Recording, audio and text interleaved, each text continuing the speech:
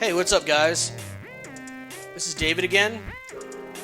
Just wanted to say what's up, and back again with another Octatrack tutorial.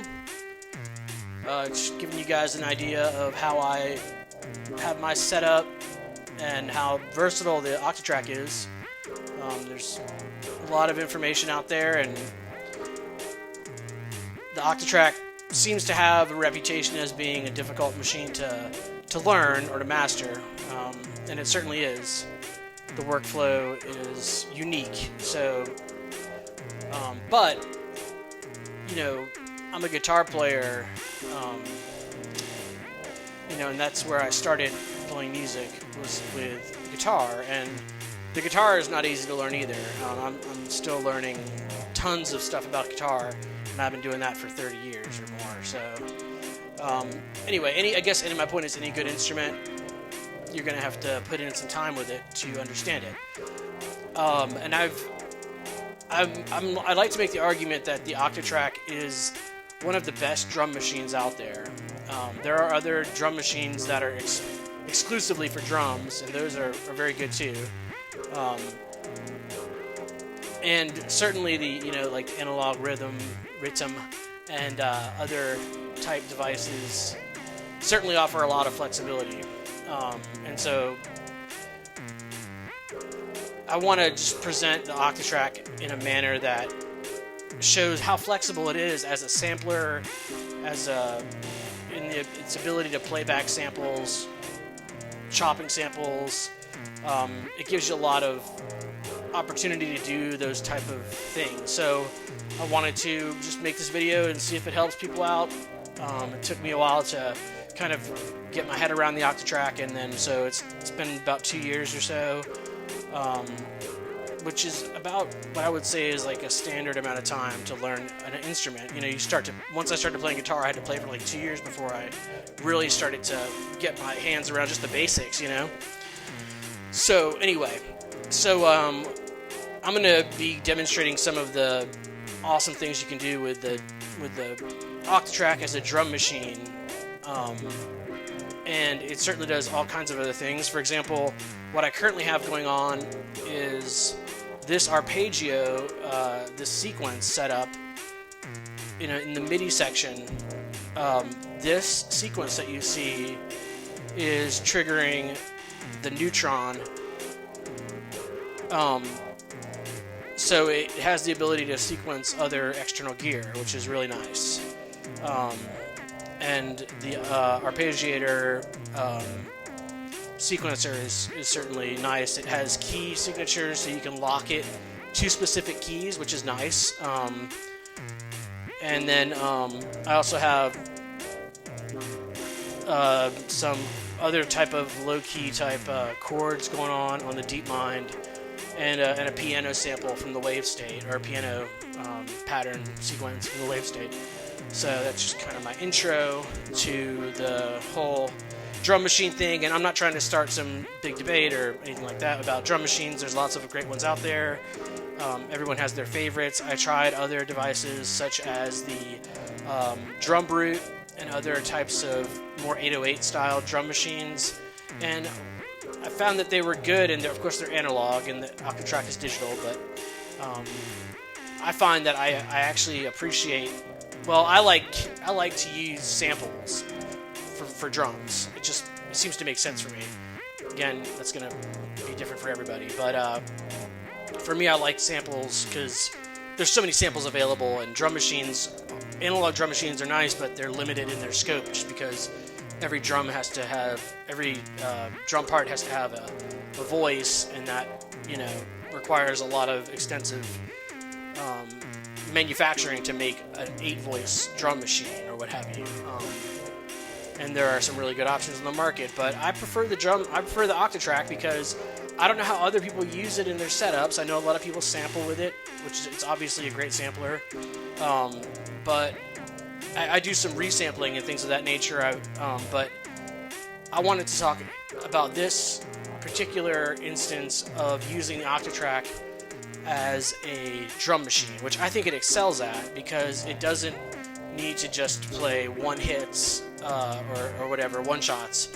It is good at playing all types of drums and drum loops, and it can chop and mangle those drum loops very well. So get out of the MIDI section here, cancel those two tracks right there. There's 3 tracks, and then I'm just gonna bring in a basic beat here, and I wanted to let you guys be able to see what's going on. So to get into the audio editor, you hold down the track and then press bank, and then you can get to your audio track.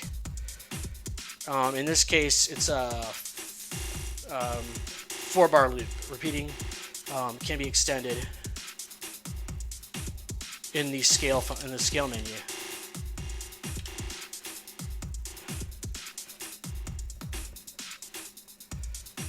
So we have this basic drum beat going. I'll get back to the audio editor. One of the things I think that they should do if they ever come out with one of the MK3s, it would be awesome if they had Electron. If you're listening, I don't know if you are, but it'd be awesome if they were able to put another screen that would be exclusively for the waveforms on the audio editor. That would be styly, because then you wouldn't have to exit out of the other like graphic interface to see the audio section. So it'd be nice if they were side by side or one on top of the other. It would be sweet. I think Machine and stuff like that has that available. So at any rate, okay, so this is a basic drum beat, and what the Octatrack allows you to do is to assign it to different sides of the crossfader, different samples to the different sides of the crossfader.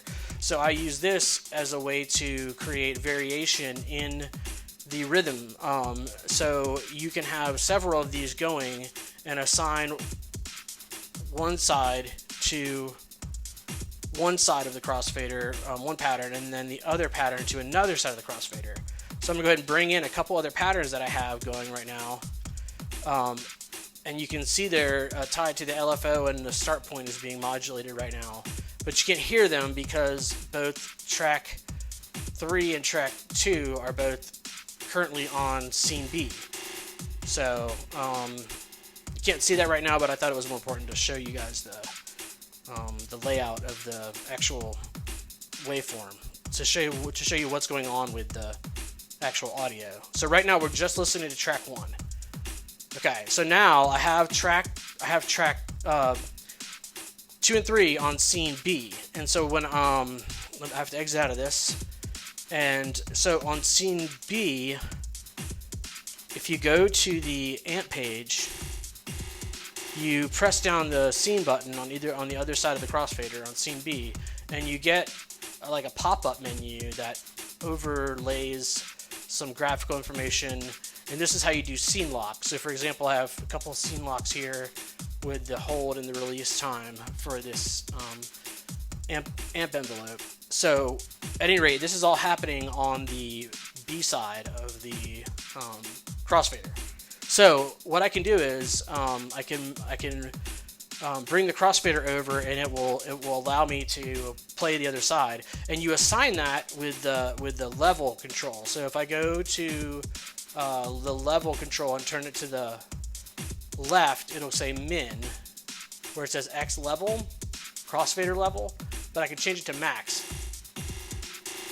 and then you'll be able to hear it coming through on the A side. But anyway, I'm gonna turn it back to min. I'm sorry.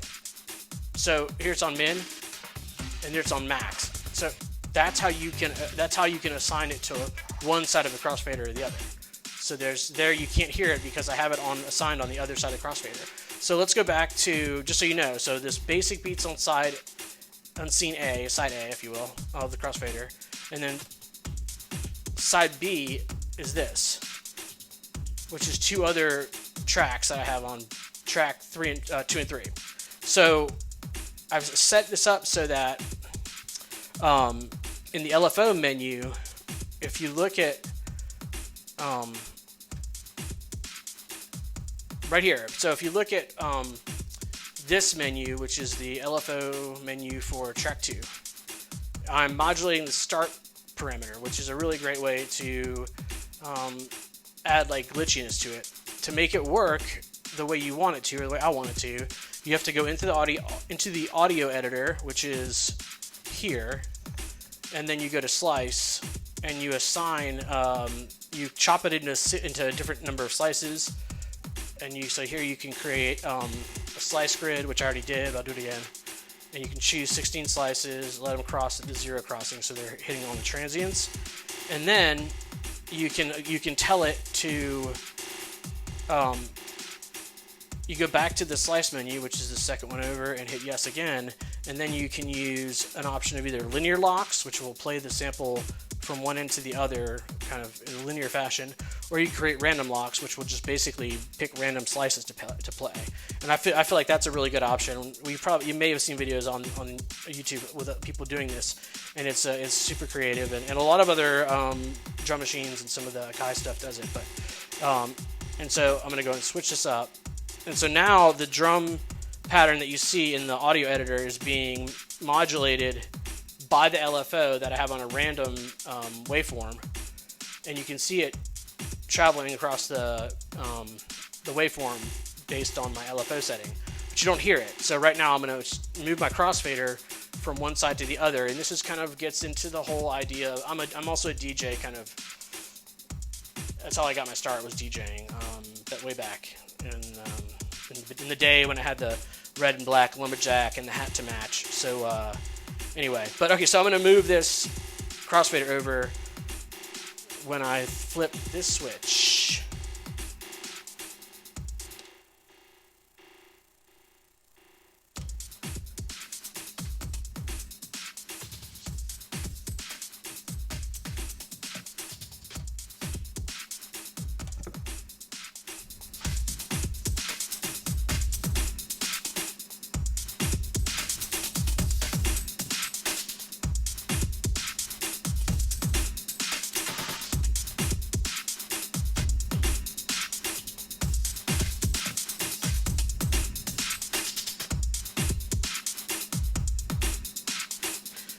I'm going to go ahead and change the length of this.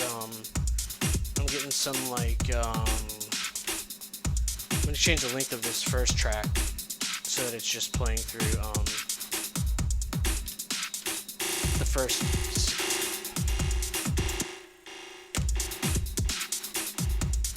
Alright. So now, okay. So if I go to B, you can see at B, hold it down, hit the bank button, and that brings up the audio editor.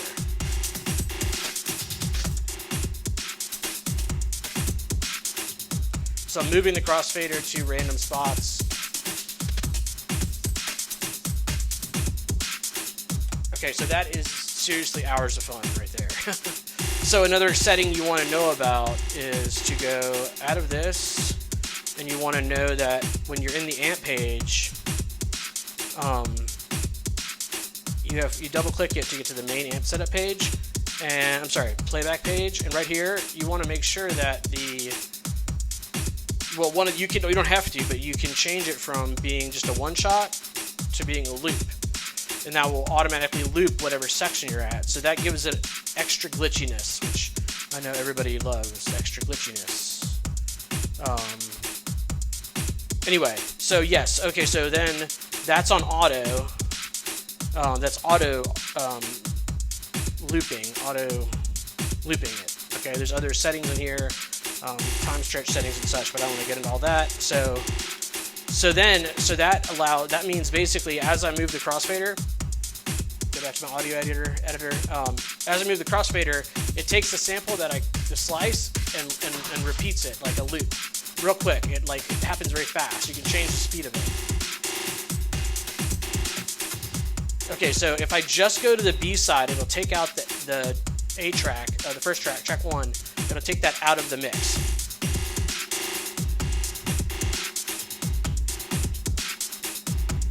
Oops. Okay, here we go.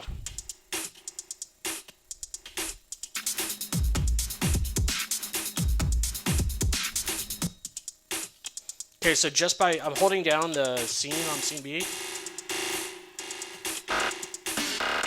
Okay, so right here, I'm choosing to whether or not I want to hear that play on the side of my left side of the crossfader or the right. In this particular case, I'm only playing it on the right. So there's track 1 playing, and now this is track 2 and 3. All right, so if I go back to the audio editor, you'll be able to see that better. Okay, let's look at this. So now I'm just on side B, and I have both track 2 and 3 on side B, and they're both set up basically the same way I showed you, where their LFO is being modulated, the start time is being modulated with at different speeds and depths. And so you get this glitchiness, right?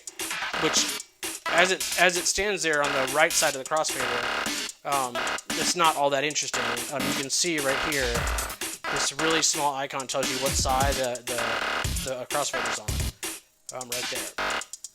So that's on the right, which of course that doesn't sound all that great right now, but it does when you mix it in. So we'll go back to side A, scene A.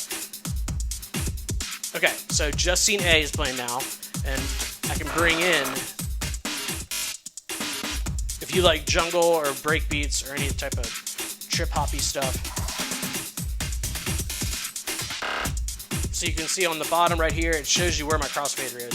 I wanted to show you guys the screen so you can at least see what the settings are like, because if you zoom out too far, you can't really see the screen very well, and I'm not into the video editing portion of stuff too far to have a separate camera for my screen, so I'm just going to zoom in and tell you guys what I'm doing. Alright, so that is why, this right here is why I think the Octatrack is one of the greatest drum machines ever made, because it allows you to instantly do transitions that will never basically repeat themselves. Because also one of the things that you can do is when you're in the playback menu, let's say here's scene A. Okay, scene A, when you press down the scene button, it brings up all this, and of course you can change whether or not you hear it or not. That's the level. Pitch, start time. Okay, if I go over to my B section, that is set to min. So when I go over here, you can't hear track 1, but you can hear track 2 and 3. Because I have this set to min. You can hear it if I bring it in, but I don't want to do that. I'm using this for like fills and stuff. Okay, so, but with my other tracks, you'll see right here, this is side A, scene A on track 2. It's not playing right now because I have it set to min. I can make it play. Okay, so on this side, I don't want to hear it on this side of the crossfader. So I have it set to min. And same with this one. They're both set to min. But you see how the start time is locked, parameter locked to start time, slice 1. When I come over to the other side, I have like scene 3 set to select slice 16. So as I move the crossfader from one side, from A to B, the A side is playing starting at scene 1, and the B side is playing scene 16. So it will selectively basically modulate or change the way that the sample plays based on the position of the crossfader. So on this side, it's only playing scene 1, and on that side, it's playing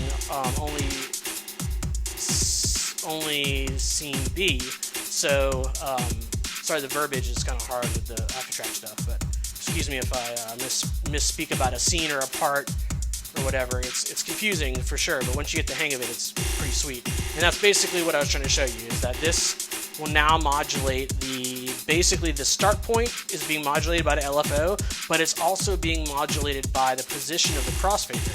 So when I move the crossfader,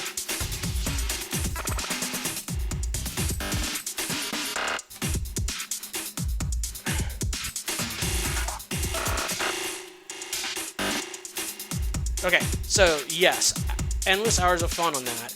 Just wanted to show you that, and that's why I think this is such an awesome tool for creating drums, and it's miraculous. And there's all types of ways that I can't even really get into in this one video about how to resample things. But for someone who was into DJing for a long time, like way back in the day, and still like to be able to kind of use the Octatrack as a pair of turntables, if you will, like because turntablists will use one record for one beat and then the other record for the other beat, and they'll kind of beat juggle between them. So this gives you the same type of abilities, and you can also, this is really cool. So like I'll see if I can find another sample that will give you another idea. If you're really into jungle, of course, you see jungle DJs doing a lot of crossfader transitions, and of course jungle is like breakbeats sped up into oblivion, but it's really nice to be able to do that with like more of a jungle type feel.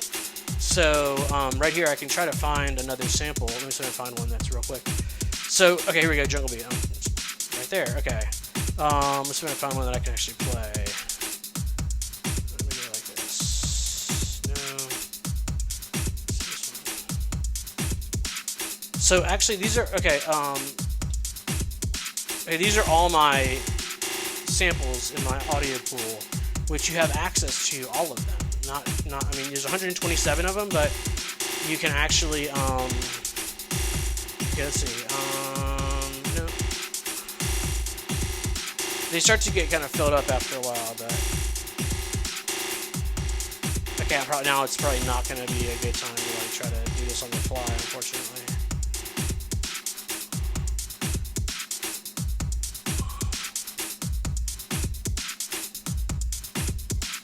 Okay, never mind. I'm not going to do that right now. Maybe I'll do a jungle track next.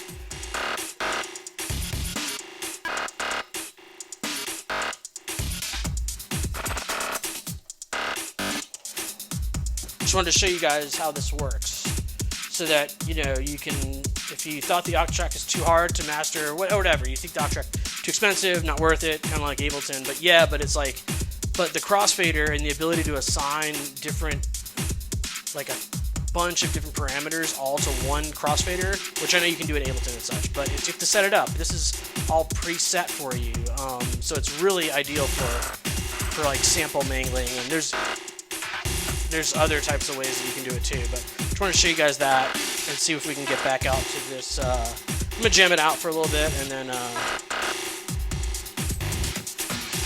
because I got some other scenes set up here, and I really don't know what's gonna happen when I move to them, but we'll see. Alright, so right now I got this stuff going on. Let's see if I can bring back the original.